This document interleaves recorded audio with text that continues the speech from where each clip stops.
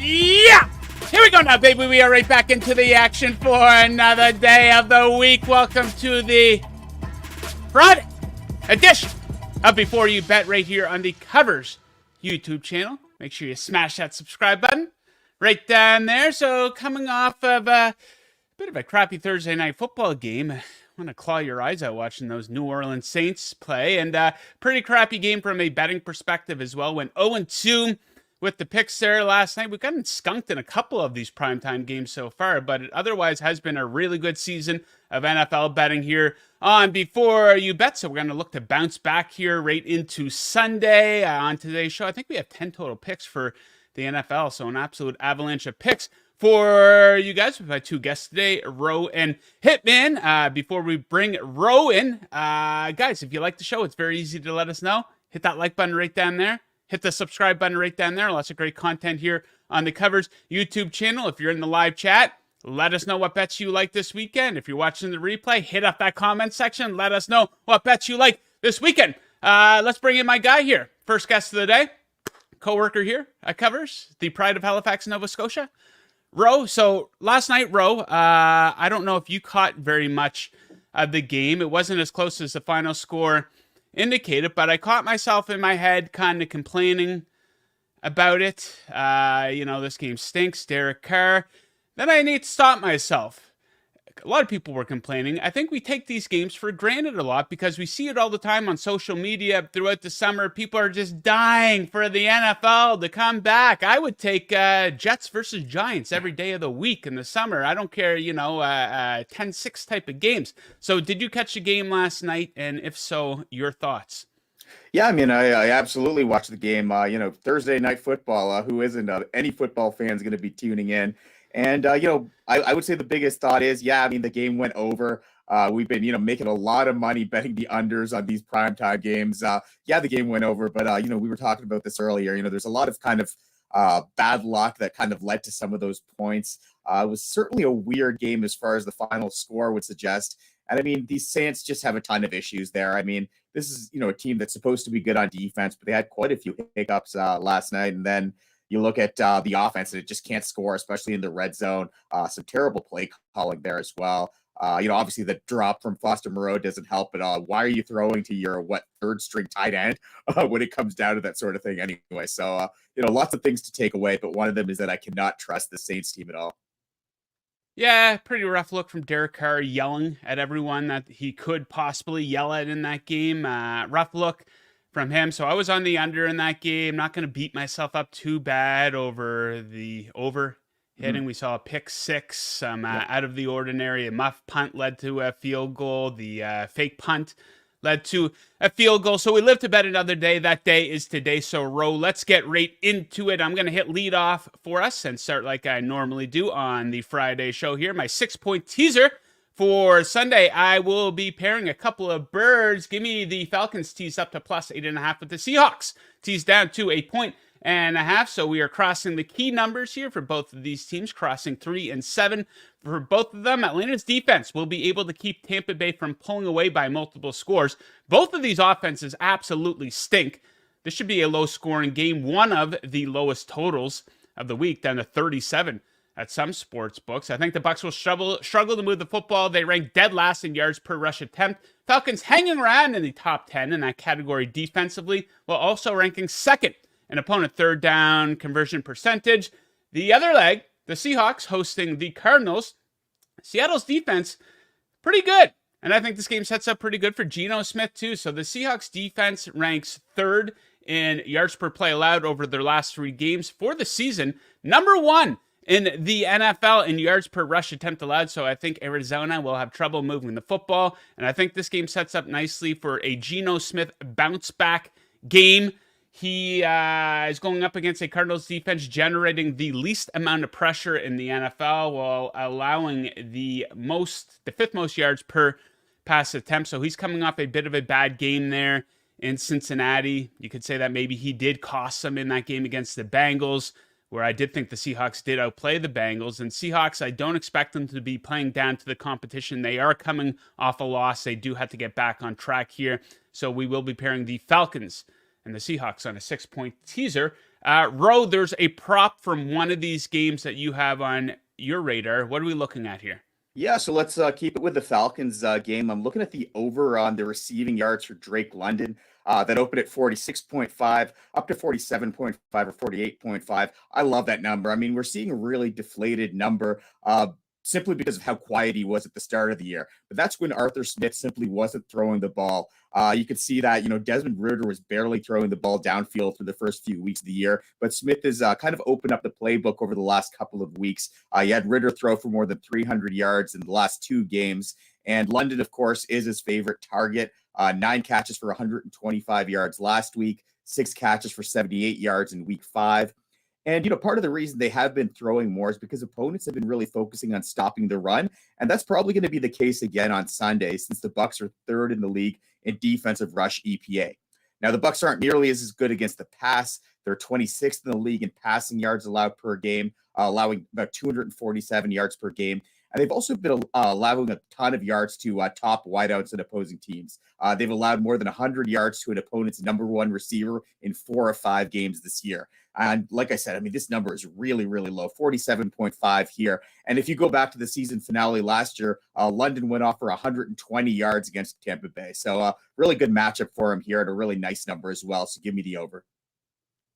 The over. Checking in on the live chat, Josie Quevedo says, greetings, guys. Greetings. Thank you very much. I hope you enjoy the show. Okay, so on last week's show, I gave out 4 unders. All 4 unders hit. We have a duo of unders to give out today, so let's get right into those. We're going to start with the Commanders and Giants under 37.5 points. This game going down in New Jersey. The under, 17-4-2 in the Giants' last 23 home games. These teams have a great tradition of going under when they play in New York. It's hit in 18 of the last 23 matchups between these teams in New York. Actually, the Giants have scored just 3 points in 2 games. And check this out. In New York's games this season against the Cowboys, 49ers, Seahawks, Dolphins, and Bills, their offense has scored 1 total touchdown. Now we dig into some stats. Both teams having a lot of trouble moving the football. They're ranked 24th and 32nd in yards per play. The Commanders are 24th on 3rd down. Giants are 30th in the red zone. And each of these offensive lines has been absolutely awful. A complete and total disgrace. They have allowed 77 combined sacks this season. That's the most and second most sacks on the season. Commanders defense, a few bright spots, are pretty good at getting to the quarterback. 19 sacks on the year. And the Giants defense, I don't know, maybe something to build off of there on Sunday night. They held the Bills to just 14 points. They haven't exactly played the easiest schedule of opposing offenses. The 49ers, the Dolphins, played the Cowboys, the Seahawks. So who knows? Maybe we could see a similar performance from the Giants, but I do like that one to go under 37.5. Next up, another under. Browns, Colts, give me under 40.5 for this game. So the Browns offense has been really bad regardless of who the quarterback is. Deshaun Watson back at practice, so he might play. But they are having a lot of trouble moving the football. 28th in yards per play. We know the Browns will want to run the football. They run it at the 5th highest percentage in the NFL. And here's the thing. This is the strength of the Colts defense. So I think we're going to see a lot of long 3rd down attempts for the Browns. And what do you know? They rank 31st in 3rd down conversion percentage. Cleveland's games very low scoring this season. Average combined score just 34.4 in their games. 4 of their 5 games this season have stayed under this number of 40.5. The one that didn't was against the Pittsburgh Steelers. The Steelers defense scored 14 points in that one. And I think the Colts and Gardner Minshew, they're going to have trouble finding the end zone versus this Browns defense. Maybe the best in the league. They've allowed just 7 touchdowns in 5 games. They lead the NFL in a lot of categories, generating the 6th most pressure. So Gardner Minshew, I know people love the guy, but he is not the guy. I think he's going to have trouble leading the Colts to score many points in this one. There's a team total bet you like in this one, Ro. We're somewhat aligned here. Yeah, I mean, I love the under on the Colts team total. Sitting at 19.5 right now at a pick'em price. You mentioned that the Browns might be the best defense in the league. I would say it's not even a might at this point of the year. I think they are the most dominant defense in the league. Not getting as much credit maybe from the media as Miami's offense is getting, but I think they've been just as impressive. first in the league in defensive EPA. And you look at what they've done to other teams. It's not just that they've been, preventing them from scoring. A lot of times they're preventing them from even getting within field goal range. They held the Bengals to 3 points, held the Titans to 3 points. Last week, they held the high-powered 49ers attack to 17 points and just 225 yards. You mentioned, that game against the Steelers. That's one of only 2 games where they surrendered more than 20 points. And like you mentioned, 2 of those touchdowns were defensive touchdowns for the Steelers. So that was kind of on the Cleveland's offense fault. Same was kind of true against their other game where they let up more than 20 points. That was against the Ravens. But yeah, Dorian Thompson-Robinson threw 3 interceptions in that game. One of them returned to their 10-yard line. Another returned inside the 40, both of which were eventually converted into touchdowns. So, I mean, if you just look at this defense in terms of what they do, absolutely dominant. And they're taking on a Colts offense that's 21st in the league in offensive EPA. Minshew looked awful last week. He's a good backup. He does a great job of stepping in on short notice. But when defenses have a week to prepare for him, it's usually kind of a different scenario. This guy's not a great quarterback by any means. And then you look at their ground game, definitely got bottled up last week. Zach Moss regressed after a career best game. And Jonathan Taylor simply hasn't looked like he's all the way back from that injury yet. So give me the under on the Colts team total. I love the Browns defense in this spot. All right, so some low scoring in that one. Back to me for my favorite spread bet of the weekend. I love the Rams to cover the 3-point spread at home with the Steelers in town. And the Steelers have been so incredibly lucky this season. They're way too dependent on the other team turning the ball over. They won the turnover battle 10-3 in their 3 wins this season. The offense scored just 4 total touchdowns in those 3 games. In fact, their offense has scored just 5 total touchdowns in 5 games this season. Pittsburgh defense, I think they're incredibly overrated. 24th in yards allowed per play, 27th in yards per rush allowed. Also bad against the pass. So some good options for Sean McVay to mix it up here with this offense. Major offensive gap in this one favoring the Rams. 7th versus 27th in yards per play. Pittsburgh is 27th in the red zone. They're allowing a lot of pressure. The Rams are pretty strong in those 2 categories. So I think there's a pretty good chance that the Rams expose the Steelers in this one. Ro, you like a pick on the total in this game. What are you looking at? Yeah, I mean, we're looking at a lot of the same games this week.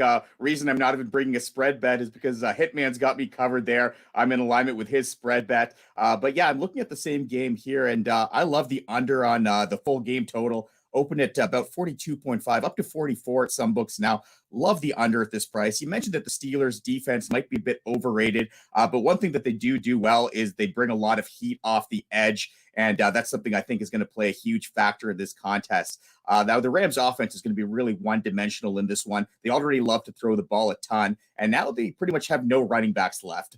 Trading away Cam Akers looks like a pretty bad decision now. Kyron Williams was really starting to run the ball well, but now he's out with an injury. Their backup, Ronnie Rivers, is also sidelined. So they have really nobody to run the ball there. So they're going to have to lean on Matt Stafford. Problem with Stafford is that when he's got a clean pocket, the guy's phenomenal. But huge drop off when he's under pressure. Of course, any quarterback in the league isn't going to play as well under pressure, but the drop off for Stafford is especially polarizing. You look at the numbers there. He completes 71.2% of his passes when he's kept clean in the pocket, but that number plunges to just 39.4% under pressure. Of course, the Steelers are 4th in the NFL in pass rush grade, according to PFF. The Rams, on the other hand, are 28th in pass blocking grade. So a big discrepancy there. One thing I will say, though, is I am going to be monitoring closely the situation with TJ Watt. He ended up popping up on the injury report yesterday, missed yesterday's practice with a heel injury that kind of came out of nowhere. I don't expect that to keep him out of the game, but definitely something to keep an eye on as we get closer to Sunday. Now, the other reason I love the under, of course, is that the Steelers offense is absolute trash. 29th in the league in EPA, 32nd in success rate. Matt Canada continues to be one of the worst play callers in the league. A good reason why, you really shouldn't be hiring people just because they're your friends in the NFL. Kenny Pickett hasn't really done anything this year, hasn't really shown any progression from last year, near the bottom of the league in virtually every passing category. Ground game has been non-existent as well, averaging just 3.4 yards per carry. So a lot of reasons to like the under in this one. You're getting a number that isn't as low as some of the other totals we're seeing around the league over the last couple of weeks. Yeah, I think the Steelers stink. I think they had no business winning in that game last time out over the Ravens. So I will fade them on the spread, and you will take the under in that game. Now let's wrap with the game of the week, Sunday Night Football. My Miami Dolphins in Philadelphia to take on the Eagles. I think we're going to have a high-scoring one, specifically in the first half. I'm going to take the first half over 24.5 points. Both of these teams come out absolutely flying, combining for an average of 34.5 first half points. The Dolphins' defense getting beat up in the first half as well, though. The fifth most first half points in the NFL at 14.7 allowed. As a result, they've combined to go over the first half total in 9 of 12 games. Eagles secondary a little bit beat up in this one. Injury report doesn't look too good with Reed Blankenship and Bradley Roby missing practice yesterday. So potential for a mix of limited starters and some backups. I think they're going to have trouble keeping up with the Dolphins receivers. And this one, even if fully healthy, I think that would be an issue. Dolphins easily lead the NFL in yards per pass attempt. And the Dolphins defense, they've had it fairly easy this season, but when they have played respectable offenses, the healthy Chargers in week 1, they allowed 34 to them. Then they went into Buffalo, allowed 48 points. Aside from that, they've had it pretty easy. Mac Jones, Russell Wilson, Daniel Jones, Bryce Young. So I hate to say it, but there's potential that the Dolphins defense might not be very good. So I think this one's going to be high scoring. I specifically like a lot of the high scoring take place in the first half, so I will take the over on that. Okay, we bring Ro back in. Before we send you out the door, Ro, tell us a little bit about what you have up at covers.com and on YouTube here that the viewers can check out this week. Yeah, I mean, big thing I cover, of course, is the CFL. Lots of interesting lines there. It's pretty much near the end of the regular season. Most of the playoff spots are determined. So really it comes down to just really closely following the league, knowing which teams are motivated, which aren't. So definitely stay tuned. Follow my articles on covers of the CFL if you want the edge there. And of course, huge UFC card tomorrow. Yes. We both big in on that, and that's going to be starting early. So let's get in on that. Let's make some money because should be a really, really fun bunch of fights to watch. Absolutely. I love those afternoon UFC cards. Okay, Ro, thank you very much for joining us. Best of luck with your bets, and we will catch you again next week. Best of luck, Joe. Yes, sir. Okay, let's roll into our next guest. Let's bring him in here. Hitman, our guy. There he is. What's going on, Hitman? How you doing? Big week last week we had, so let's try to keep the momentum going for week 7. Yeah, we crushed. I think that was our best Friday show of the season. I almost had the perfect 5-0 sweep. I was on the wrong end of that Jalen Hurts interception. I had the Eagles teased down against the Jets, so that one came back to bite me. But hey, that's betting. I win plenty of lucky ones too. People always forget about the lucky ones they win. They always want to point out the bad beats, but they never bring up. And I'm probably guilty of that too, right? Yeah, I mean, look no further than that Raiders-Patriots game. I mean, if you had New England +3 at the end of that, I mean, what can you even say after Devontae Parker dropped that pass and the safety? Yeah, I had the under in that game, so I had no stake on the total. So you just kind of have to laugh at that a little bit if you weren't involved in that one. So let's start with the game of the week, the Miami Dolphins in Philly. Eagles favored by 2.5, and you like the home side here. Why do you like the Eagles to cover this number? Yeah, I like the Eagles. I mean, just simply put, I made the game closer to 3. I still believe that the Eagles, like, let's be real, this is a team that has lost with Jalen Hurts as their starting quarterback twice in their last 20-ish something games, something around an insane straight up number, and we're getting them under a field goal against Miami. And the Dolphins right now, I mean, are we sure that Tua can really be the Tua that we know in bad weather? Possibly a little bit of rain, going to be some wind in this game. He didn't look good in the past in some bad weather games. Last year against Tennessee is a game that comes to mind. And also some of his previous games in Buffalo as well. It's a dominant front four that can expose this weak offensive line of the Miami Dolphins, especially if Connor Williams isn't playing in this game. And we got to see when they went to Buffalo against another good front four that could keep 7 people back against these receivers. They had a lot of success, the Buffalo Bills did. So I think it's a similar matchup for this Eagles defense. I think we're getting some positive injury report news on Devontae Smith, Lane Johnson, Darius Slay in this game, Xavier Howard. Look out for his status for the Dolphins. And one more thing, the Dolphins are second in the NFL in soft boxes played. And we got to see, if you're going to play soft boxes against this Eagles offensive line, look what happened when the Vikings tried to do that weeks ago. They're able to run all over you. They could throw all over you. So I don't think that's going to be able to work against this Eagles team. Yeah, I mean, I'm a realistic Dolphins fan, and I'll be the first to admit that they're a bit like the Dallas Cowboys in a sense that they will obliterate the bottom feeders in the league, and they face plenty of bottom feeders in the league and beat the living shit out of them. But they're a bit of a bully in a sense. Is you punch them back, they don't punch you back. Look what happened in Buffalo. We saw last season in San Francisco. They lost a really bad game versus the Chargers last season. I know they came back and won in week 1. But yeah, the Dolphins still have to prove that they can get over the hump against other good teams, especially on the road in a difficult environment too. In Philadelphia, we know how crazy those fans are. Could be a little cool there too with some weather having an impact. So let's look at so that's the sexiest game of the week. One of the uglier games of the week. We have the Falcons taking on the Bucs. A bit of a tight spread here as well. You like the Falcons as an underdog, a 2.5-point dog. Yeah, I like your teaser that you gave earlier as well, but I also like Atlanta with the spread right now. The Bucs, they can't run, and they continue to try to run on early downs. I don't know if they're gonna continue to do that, but it's a team that's generated the third fewest yards before contact, and the Atlanta Falcons are 7th in yards per carry allowed to opposing running backs. I don't think they're going to be able to run. Baker Mayfield was kind of carrying this offense throughout the first few weeks, but he kind of came back to earth last week and reminded everybody that he still is Baker Mayfield. He was 5 of 12, 4 yards per attempt when pressured. 33% of his throws under pressure were deemed inaccurate. That was a metric he was doing well in this year, but bad for his career. So I think, as I said, he's coming back to being Baker Mayfield. And it's a Falcons team that if you can take them out of their game plan of running the ball, you can have success and if you're making Desmond Ridder throw from behind. I don't think that this Bucs offense is explosive enough. It's a poor matchup against this Falcons defense. I think that the Falcons are going to be able to stay in their game plan of running the ball and have some success against this Bucs defense. Okay, so let's take a look at one of your favorite props here this week. I think you played this one last week too.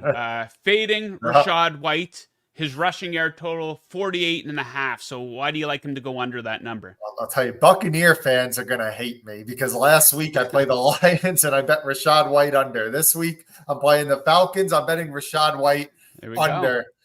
So I'm actually going to go. We said 48.5 rush yards. I'm going to go to 72.5 rushing receiving yards. Okay. On Rachaad White, as the rush yards is a little bit on the move right now, but Rachaad White only 54% of the backfield attempts after being a workhorse previously in the year. So they might be going away from him and going to more of a split with Keyshawn Vaughn.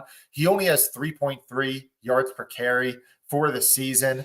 And as we said, the Bucs, they can't run. They have the third fewest yards before contact. This is a good matchup for this Falcons run defense. And when you look at the receiving end of everything, Rachaad White not doing much in that category. He's 34th of all running backs in yards per route run. So we expect an inefficient game from Rachaad White, and he could be losing some work to Keyshawn Vaughn. Okay, let's take a look at another big game this week. No official pick needed for this one unless you want to give one.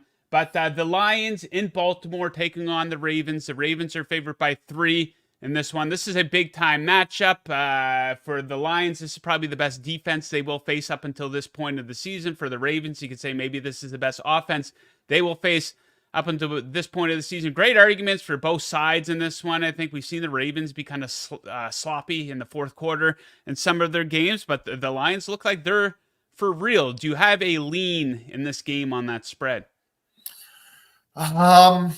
If we see the line get back down to 2.5, I would lean towards Baltimore. And I know a lot of people are probably playing contests and pick 'em pools where it probably is 2.5 right now. So Baltimore would interest me at that price point. I think that the weather not being good definitely affects the Lions and Jared Goff, who has a bad history in poor weather.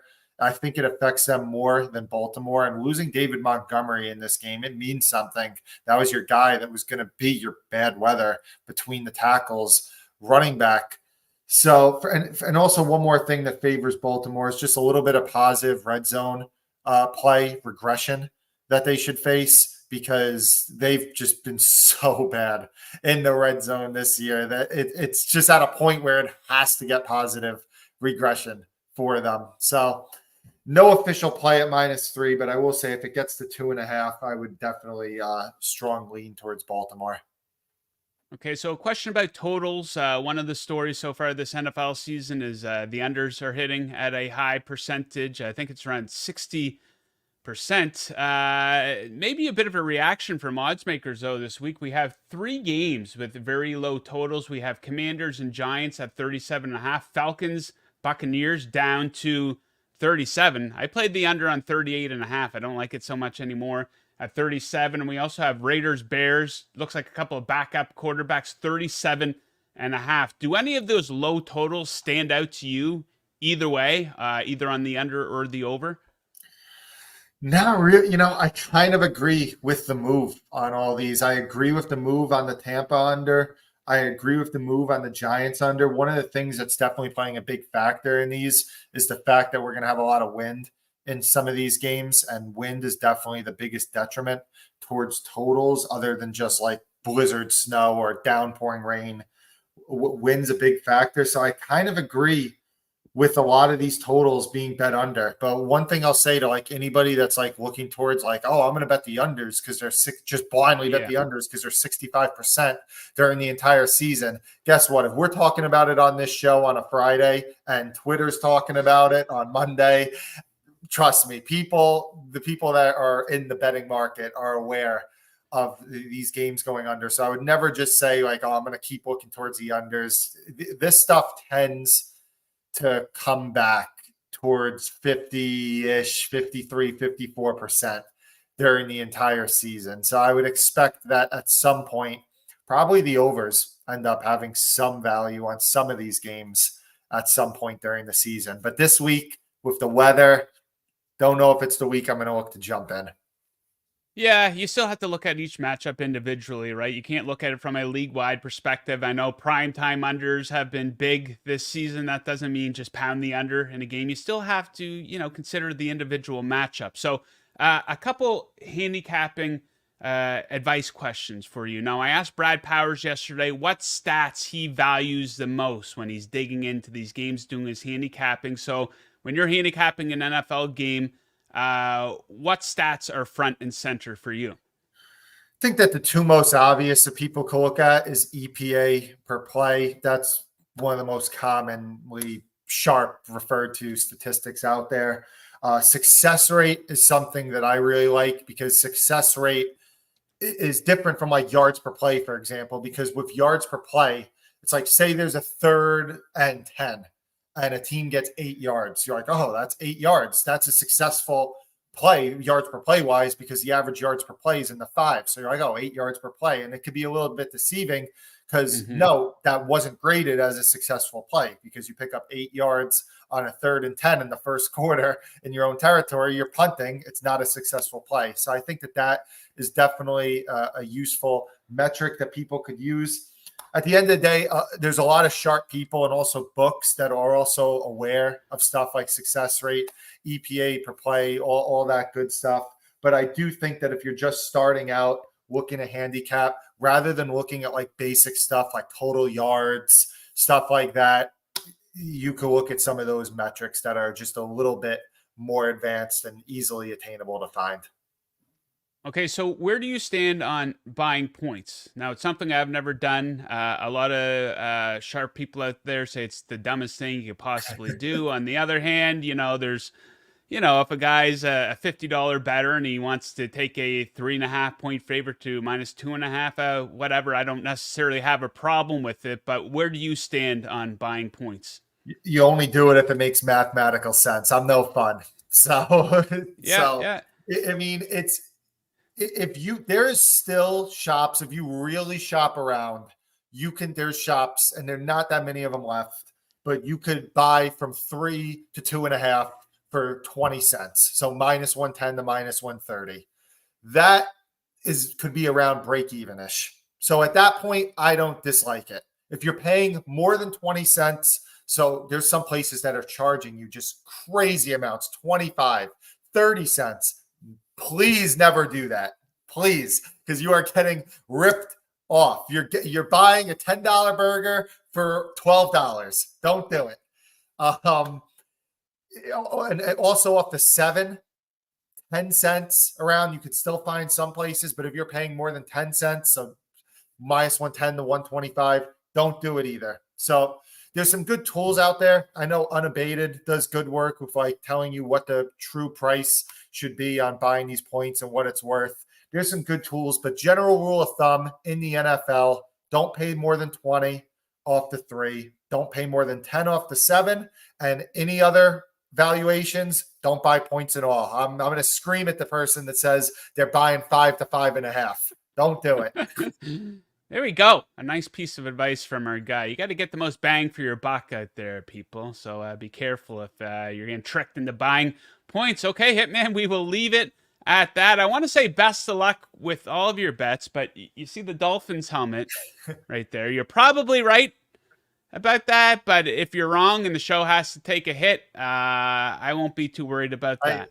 Joe, I'm a Vikings fan. I went to Philly with my Viking stuff on. Can we ship you out to Philly and go with your Dolphin stuff? You know what? I'm going to Philadelphia here in a couple of weeks to see the Dallas Cowboys game. And I don't like the Cowboys, but I want to fit in with the crowd because I'm seeing all these videos on social media of fans getting their crap kicked out of them at games. I'm going to be an Eagles fan for those 3 hours inside that stadium. You got to be careful, right? Yeah, not the most pleasant people in the world. That's for sure.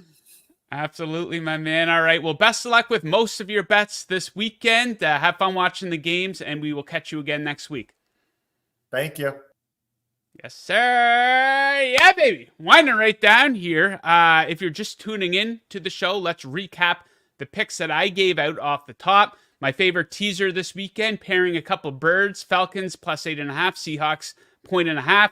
I like the under, Commanders and Giants. I like the under, Browns and Colts. I like the Rams to cover versus the fraudulent Pittsburgh Steelers. And I like points in the first half between the Dolphins and the Eagles. Give me the first half over 24.5. And Roe was on. He likes the under in Steelers-Rams, fading that Steelers offense. And he likes Drake London to have over 47.5 reception yards versus the Buccaneers. Okay, that does it, guys. Big time sports weekend. And we got you covered here on the Covers YouTube channel. Of course, we just did this show with, I think we did 10 different picks for Sunday's NFL games. Some big-time college football games. We have 2 separate videos up on our YouTube channel. Me and Brad Powers, he's giving out his best bets for some of the big games and some of the under-the-radar games as well. We also have a massive UFC card going down tomorrow afternoon. Big championship fight. Kamaru Usman, Khamzat Chimaev. Ro and I did a video for that, giving out our best bets. That's up on the YouTube channel. And if you're looking for a bet on a game that we didn't cover on today's show, we do have previews and picks up for every single game this week on the Covers YouTube channel. So make sure you are subscribed. A bunch of NHL stuff, too, all right here on the Covers YouTube channel. So make sure you do like and subscribe. So that does it for today. Best of luck with your bets this weekend, unless, of course, you are fading me. Yeah, we'll see you next time. Monday, same time, same place. Best of luck. Have a good weekend. Woo!